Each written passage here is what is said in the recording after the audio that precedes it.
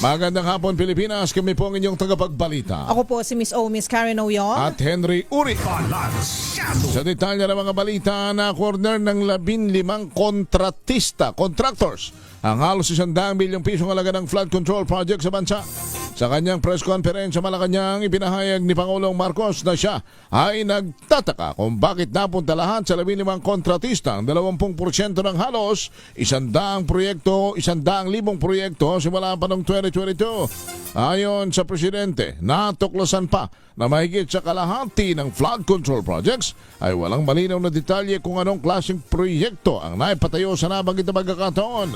Ang top 15 contractors ng government-funded flood control projects ay Legacy Construction Corporation, Alpha and Omega General Contractor and Development Corporation, St. Timothy Construction, QM Builders, EGB Construction Corporation, Top Notch Catalyst Builders, Centerways Construction, Sun West Incorporated, High Tone Construction, 888 Construction and Supply Incorporated, Royal Crown Monarch Construction, Wawaw Builders, MG Samidan Construction,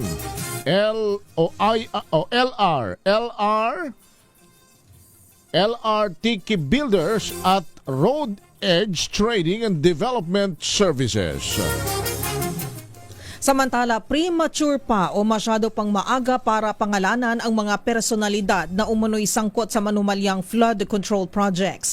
Ayon kay Pangulong Ferdinand Marcos Jr., kailangan niya munang marinig ang ibang report, gayon din ang taong bayan, upang matiyak na maayos at tama ang impormasyon. Kaugnay nito, tiniyak ni Marcos Jr. na may mga mananagot sa mga susunod na buwan, lalo na ang mga mapapatunayang sangkot sa katiwalian, gayon din ang mga kasabwat. Pakinggan po natin si Pangulong Bongbong Marcos. Trabaho niya yan. Look it up. We are going to look at it also.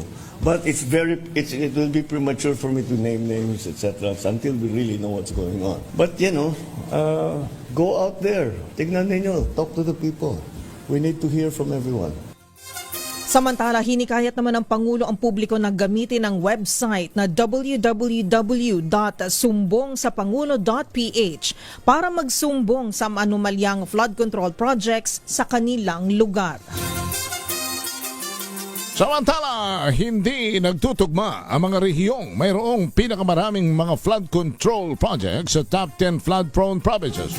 Ito ang ipinakita naman ni Pangulong Marcos sa kanyang press conference tungkol sa naging investigasyon sa issue ng flood control anomaly sa bansa.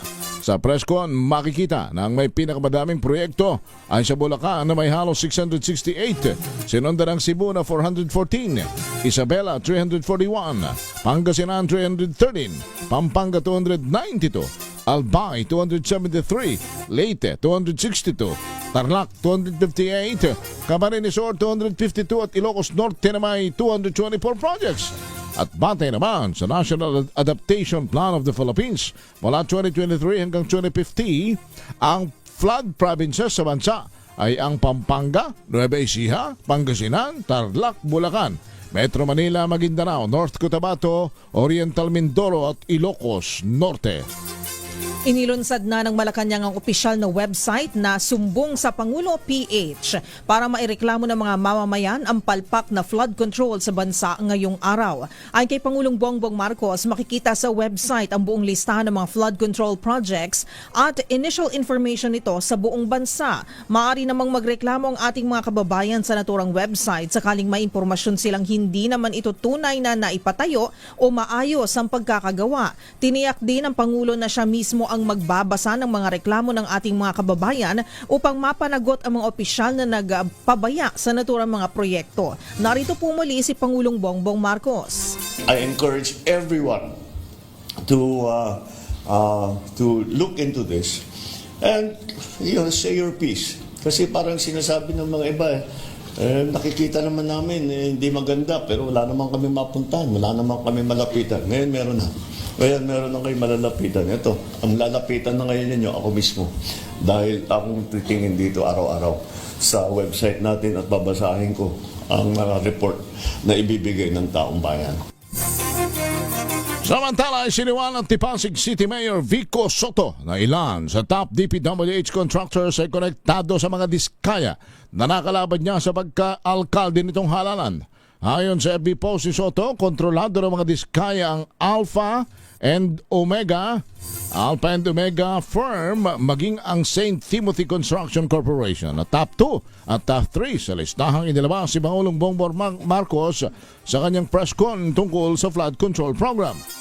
Nauna na binanatan ni Mayor Bicong na katunggaling may-ari ng St. Gerald Construction Company bilang nasa likod naman ng mga maanumalyang proyekto sa lungsod ng Pasig. Kaugnay nito, siusulong anya ng alkalde ang paghahabol sa tax evader sa syudad na pinangangambahang aabot ang utang sa milyon o bilyong piso. Oras manang mabawi ang naturang business tax, may pondo nang magagamit ang Pasig para makapagpatay ng gusali para sa judiciary at national government agencies.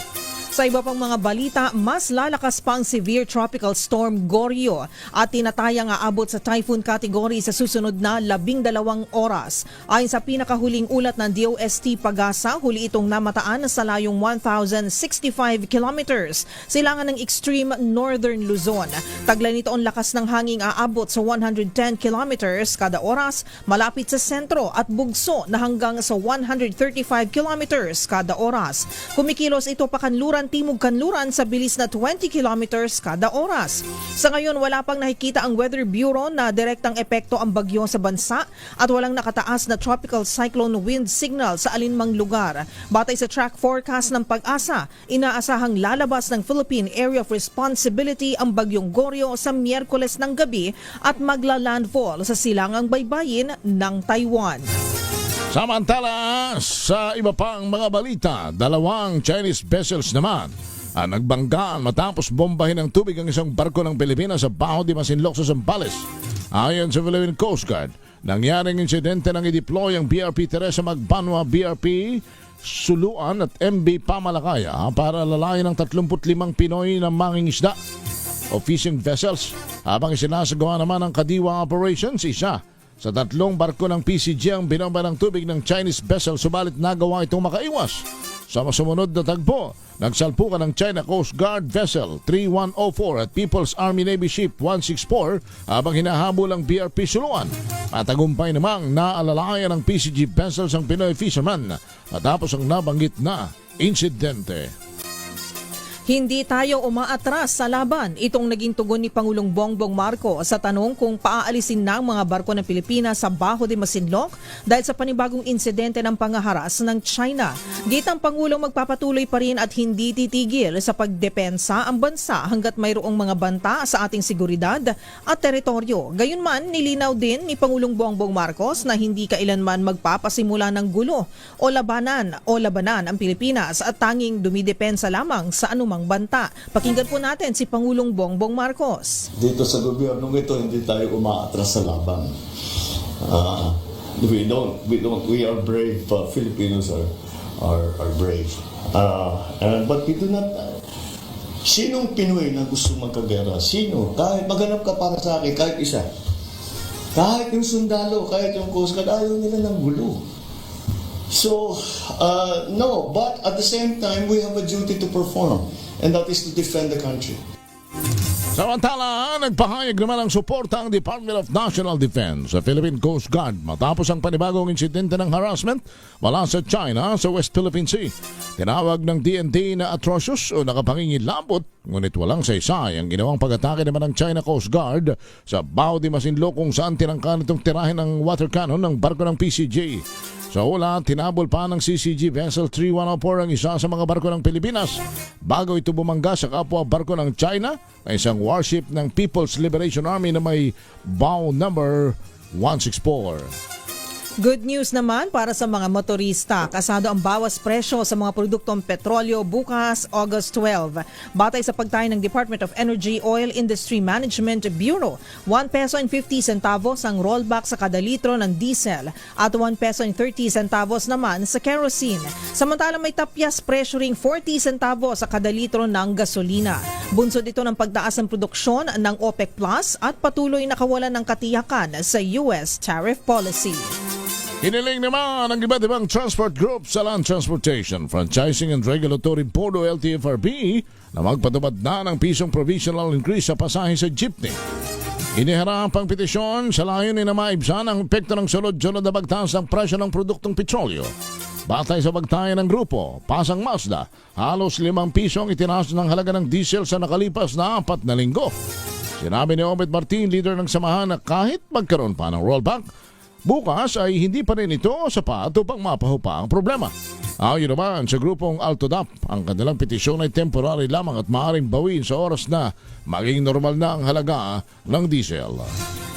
Pumalo na sa halos 2,400 ang kaso ng leptospirosis ang naitala sa bansa mula June 8 hanggang August 7. Ayon sa Department of Health, ang bilang ay batay sa verified cases mula sa iba't ibang pagamutan. Sinabi ni DOH spokesman Albert Domingo na maaring tumaas pa ang bilang ng mga tinamaan ng leptospirosis dahil ang ibang insidente ay hindi pa lumalampas sa 1 buwan ang incubation period. Batay sa record, ang Metro Manila ang nakapagtala ng pinakamaraming kaso ng naturang sakit mula noong Hunyo. Nahuli na ang suspect na gumahasa at pumatay sa isang dalagitan naman sa barangay Del Rosario sa Lopez, Quezon. Sa investigasyon, pansamantalang nakatira sa bahay ng tiyahin ng suspect ang babaeng biktima habang nagtatrabaho sa Metro Manila ang kanyang ina. Natagpuan ang biktimang duguan sa kanyang kama ng kapatid nitong 2:00 ng madaling araw at inaisugod pa sa ospital ngunit idiniklarang dead on arrival. Naharap ngayon sa kasong rapid homicide ang suspect. Pinaalis na ang mga vendor sa walkway ng mga istasyon sa MRT3. Ayon sa Transport Secretary na si Ginoong Vince Dizon, bagamat naiintindihan niyang kailangan nilang maghanap buhay, binigyang diin niya na sila rin ang dahilan kung bakit nagiging siksikan ang daan ng mga commuter. Bukod dito, pinuna ni Dizon ang isang mall na nag-ooperate sa lugar dahil sa paniningil ng renta sa mga vendor. Gayong government property ang pinipwestuhan ng mga ito. Kaugnay nito, maikipagtulungan ng DOTR sa MMDA para sa gagawing clearing operation upang matiyak na maayos na nakadadaan at nakakapasok at napapalabas naman ng istasyon ang mga commuter. 26 na minuto na makalipas ang alas 5 ng hapon sa inyo na mga balita sa Balansyado. Kami, ang inyong tagapagulat. Ako po si Miss Karen Oyong At Henry Uri.